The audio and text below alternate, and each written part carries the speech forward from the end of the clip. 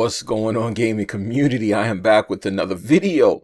Today I'm going to be talking about the Xbox One and Xbox allowing crossplay if developers want to put it in the game. Okay, so apparently Microsoft has posted that yes, they are willing to allow PlayStation and PC people to play games with them as long as the developers allow this form of netcode to be allowed into the game. Of course, the Xbox community, surprisingly, is very happy about this. But of course, you have those few people, you know, those guys that make the Twitter front time pages who are actually saying that they don't care, this, that, and the third. You know who I'm talking about. I'm not going to say no names because I'm not trying to bash anybody or make fun of anybody. But, you know, those guys who are loving Rocket League on Xbox.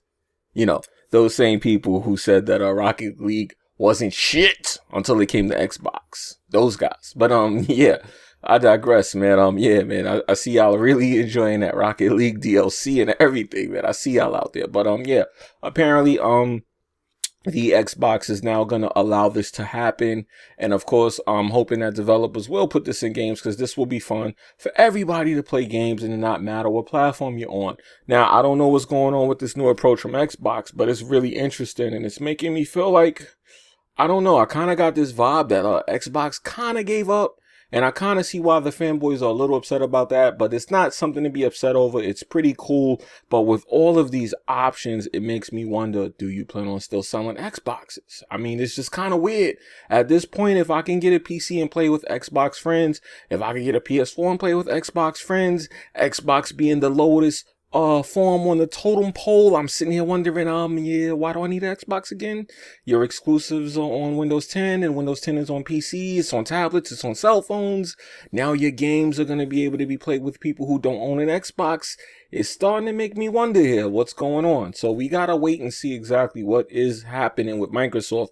But apparently they clearly do not have a direction that they want to go in. It's kind of clear at this point that, I hate to say this, but they don't know what the fuck is going on with the Xbox either. They're just throwing things on the wall to try to see what sticks. And this all started from 2013 with the whole DRM scandal, and they seem like they never really recovered. And in my personal opinion, anyway, this system was definitely rushed and should not have came out until November of 2015 instead of coming out in 2013 with this DX11 and everything. Because now they seem like they have no clue what they're gonna go with and do here.